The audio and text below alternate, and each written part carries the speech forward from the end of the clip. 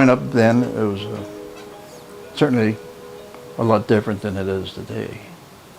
My grandfather was really a hard-working person. He was a foreman in charge of other Japanese that were working on the railroad and the logging camps, and he was well respected and well known, and he was sort of the go-between between the foremans and the white owners. He realized how dangerous logging was, and says there's got to be something easier than that. My grandfather was considered an alien, and so my dad had to sign the papers to start buying this property. And in the late 20s and early 30s, when they built this house, they bought partials.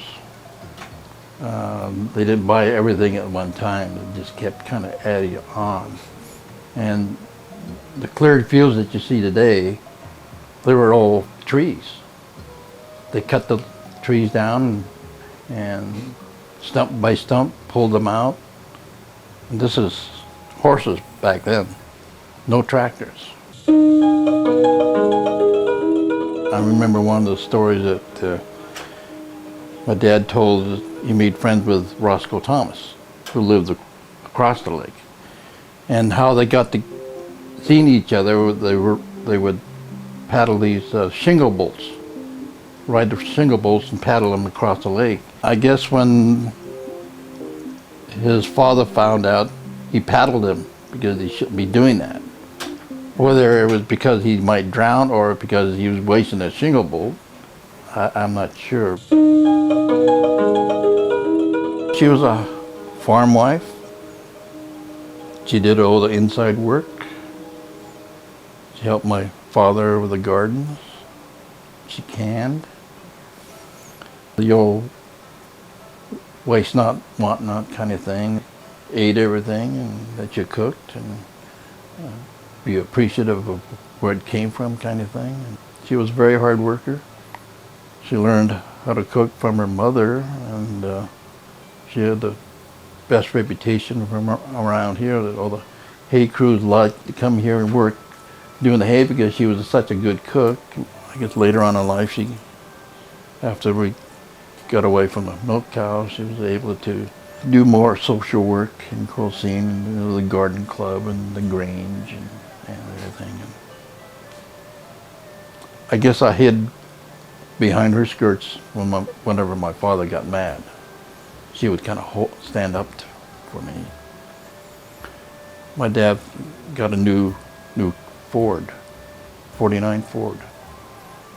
And somehow I got my dad's hunting knife. And I got in the back seat and I made a hole in the seat. And brand new car. I don't know, I must have come pretty close to ending my life then, but but my mother, she went in there with a needle and thread and sewed it back up, and you could just see that little, a lot of things like that, she just, but I guess that's what mothers do. On most farms, there's a lot of kids to do the work. When I got to be 9, 10 years old, I was doing a lot of work. Not saying hard work is not good for you, it is, but I think anytime you can have your brothers and sisters with you and to get those experiences growing up, maybe some of those things I've missed. I had imaginary friends, but I wouldn't recommend it to anybody. I was sort of a child in a grown-up world. Sort of like seen and not heard. And you're told things, about working hard, doing a little more than the next guy, be a little smarter than the next guy, and I think because of Japanese culture, they expect you to try to be better than others, to excel as much as possible. Somehow I must have missed the message or something, because I was almost lucky to be graduated from high school. But I know my dad, his sisters were either valedictorians or salutatorians here at Quilcene.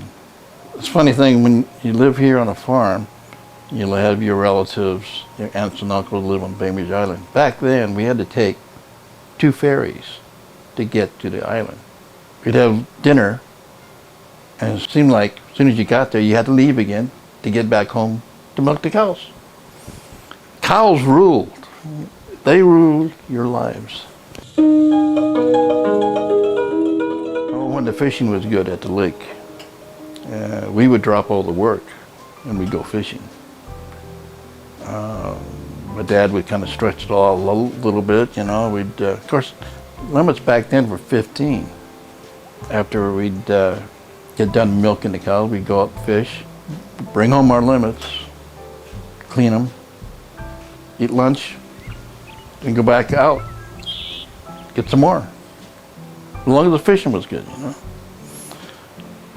We kind of knew the game warden pretty well. Of course, he never came around and checked us, but that was when a lot of people used to fish, and they used to plant Lake Leland pretty well. And so it was a lot of fun fishing. But that, you know, that would only last maybe a couple of weeks, and then you'd get back to work. Some of the other fun time would be away from here. Is that maybe one of my uncles would pick me up, and we'd go to the ocean, go razor clam. Another cousin and I went salmon fishing in Elliott Bay. Yeah. I think I was probably 11 or 12 when I was old enough to drive the tractor. My dad really didn't let me drive in car until I was probably 15. You'd think a clutch on a tractor is the same as a clutch in a car, except you have a lot more power. We did a lot of jumping there for a while, trying to get used to that clutch, you know, but I learned. We had only one device back then. Sometimes we had a lot of fun, and sometimes we got caught, and you had to pay the consequences. My dad was on the school board then in high school, and a long story short, we got caught, and I was suspended from school for 3 days. 7 of us were. You know, that doesn't look good in Japanese, you know, but it was me. I wanted to be different. And the guy says, you know, 25 years from now, we're going to all laugh about this. Right now, it's too serious. But, you know, you think about it now, yeah, it was kind of funny, you know. But at the time, as it should be, I guess it was serious. You learn from it, you know. You learn not to go back to the school if you're drinking. So, and don't get caught.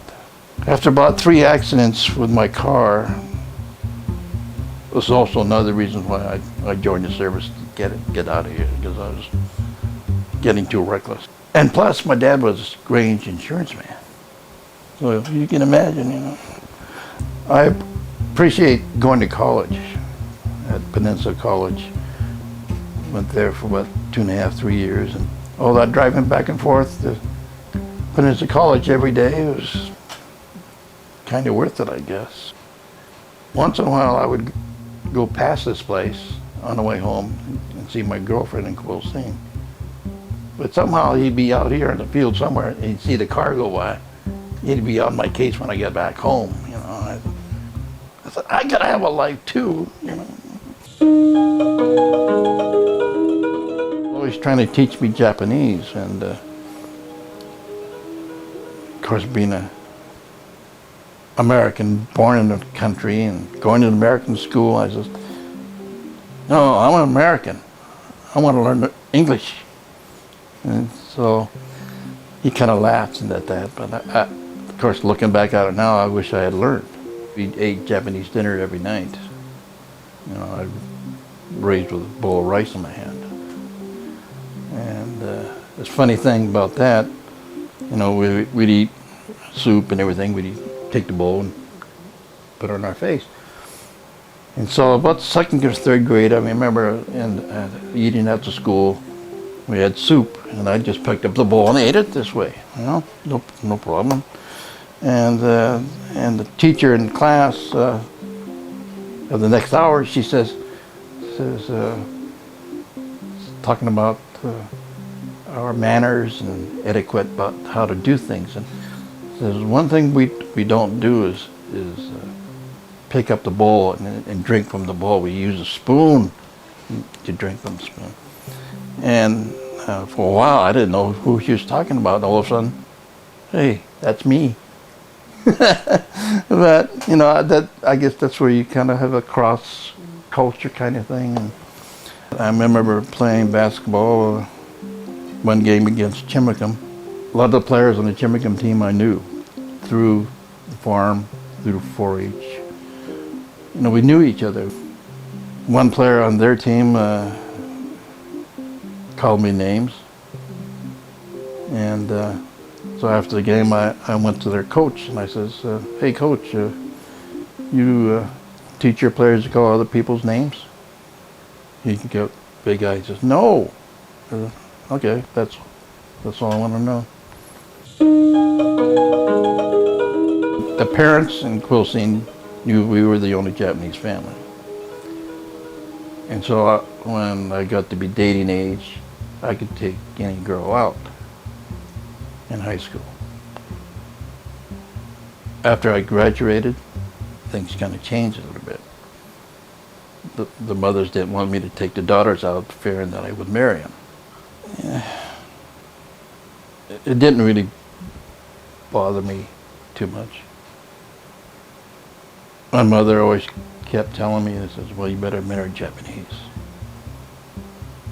And I says, why? She says, you have less problems. And I don't know whether I'm naive or something. I says, well, I'm no different than anybody else. Thinking from the inside, not just looking at your face. It did kind of hit you after a while. I joined the service and Army Security Agency. They're a intelligence gathering outfit. I served in Turkey and Berlin. Spent 4 years in the service. My dad asked me if I wanted to come back and work on the farm and take over.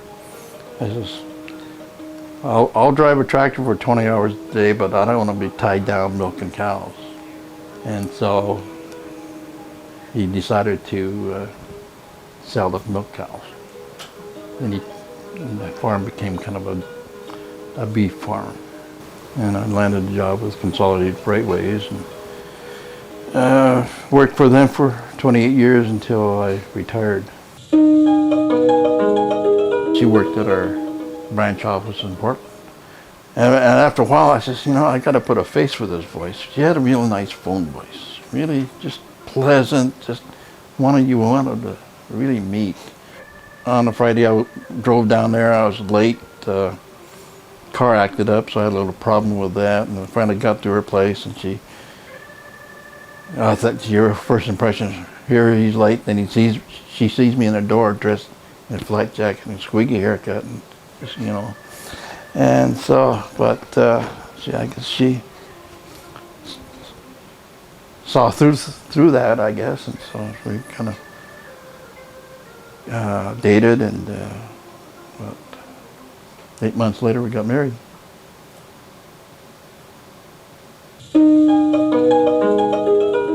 For the longest time, they never talked about internment camps and daily lives and stuff. The main patriarch started a barbershop in Winslow. Then that turned into a grocery store. My uncles became butchers and operated the store, which just turned into the Town and Country Thriftway. But they were kind of surrounded by strawberry farms, and they knew other Japanese who were in the business. And some of them were lucky that they let the Filipinos who lived on the island to take over the farms during the internment. But some others weren't as lucky. During the war, my parents turned over the farm to this white couple that had an adjoining farm, but they said they would take over the farm and keep it going until they got back. And the only payment my dad said is to pay the taxes. And those people says we never made so much money in our lives because of the milk and everything that they had. But it was a small payment in order to keep the farm. Also, the sheriff came out before they left to gather any firearms or anything like that. My dad had some rifles and stuff like that. Says, I'll return them when you get back. During war, people do funny things.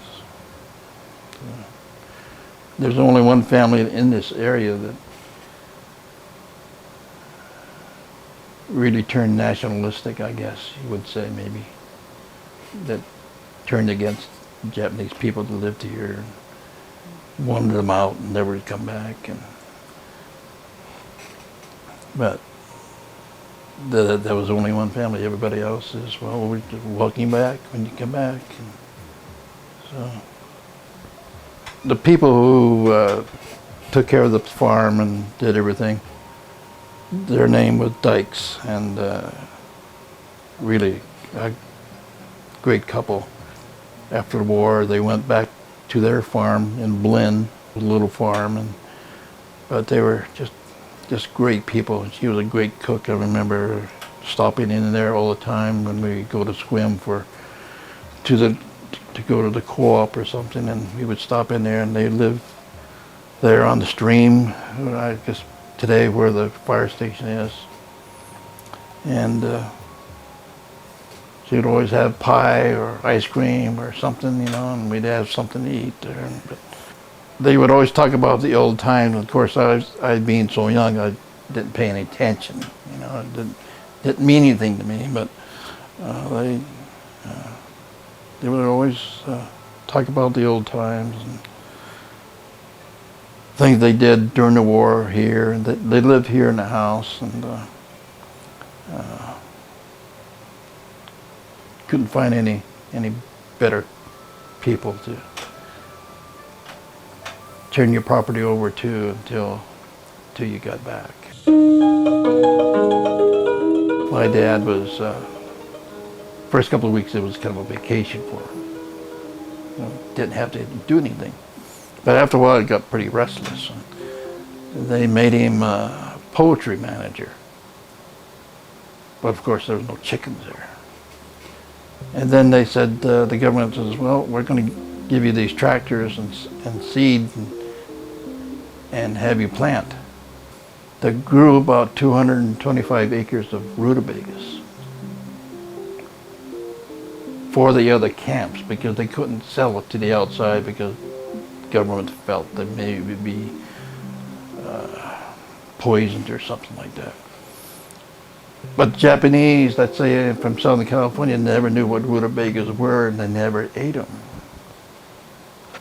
Then after that time, my dad went on a work party to Eastern Oregon, working the sugar beets.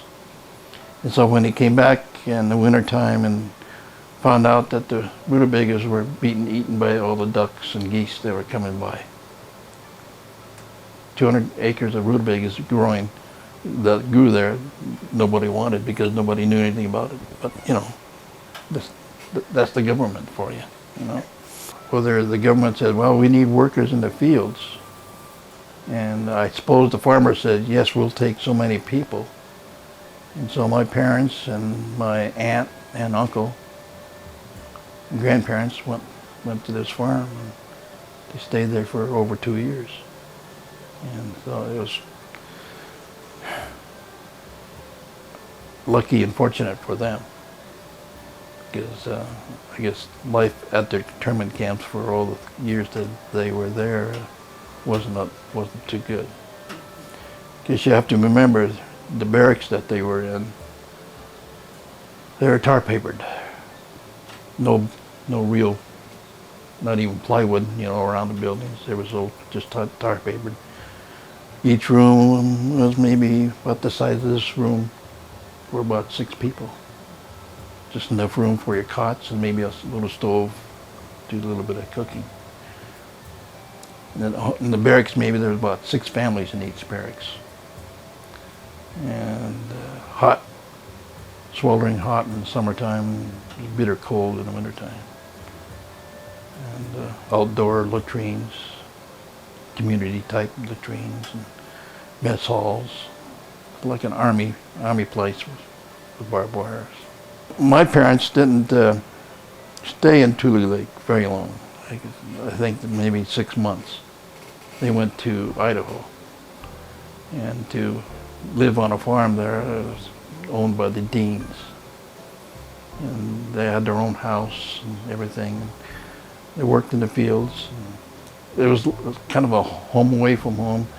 The Deans had boys, and the boys came to this farm and got the automobiles that were here and drove them back to Idaho so my parents could have cars to go get around. So on the weekends, when there was no work on the weekends, they would go off fishing or do anything just like we would do today. They were away from camp. They didn't have to, be facing barbed wire and that kind of stuff. I know most Japanese who weren't as lucky as mine lost their businesses, lost their properties, lost everything they couldn't take with them to the camps. If you put yourself in their shoes, you think, here I'm born in America, went to school here, raised my family here.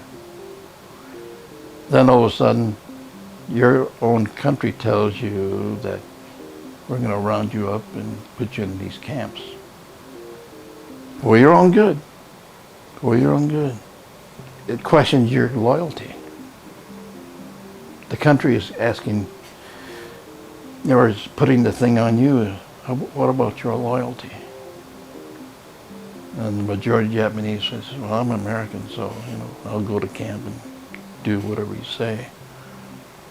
I know, but there was a few minority Japanese who didn't like this. They were sent to jail for a while because they were considered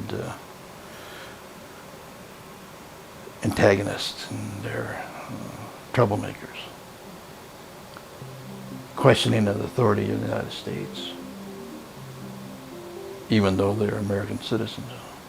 The government said, well, if they're so loyal, why don't we have an old Japanese outfit?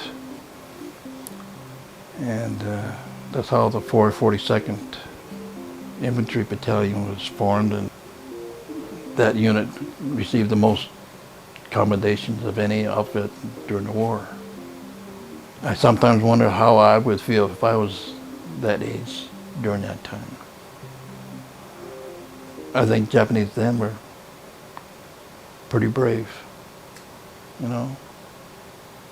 fighting for your country and your mother and father interred in a camp that's surrounded by guard towers, machine gun nests, spotlights, barbed wire, the whole bit. You fight your battles on the battlefront, and then you also have your battles at home too.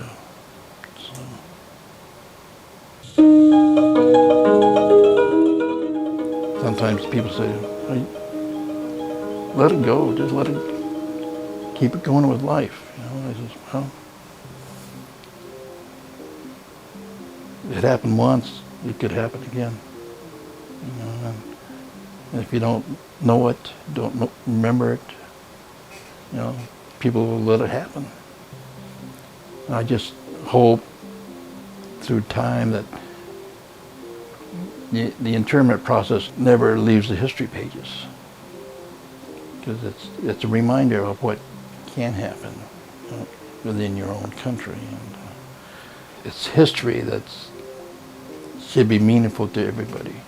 Several of the camps that the Japanese were in, they've kind of brought them to life again a little bit. They put memorials there to dedicate to the Japanese that were there. And that's one way of remembering them. And in the bigger cities, they have Japanese museums, and they have all displays of the pictures and stories of Japanese that were in camps, and hopefully that'll stay, and not forgotten. Way back in President Reagan, they finally signed a bill to repay the Japanese who were interned.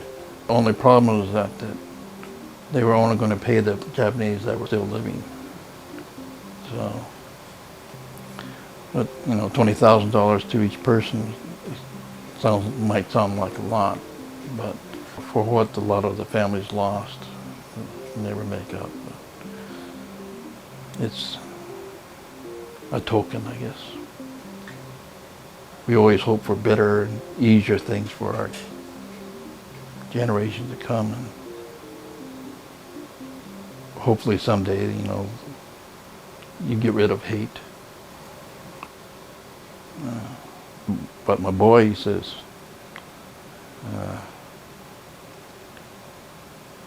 don't ever worry. My daughter said, well, what are we going to do with the farm when our folks die? He said, don't worry about it. He says, I'm going to take over. So I said, well, good luck, but I would like to see it stay. Yeah, it'd be nice.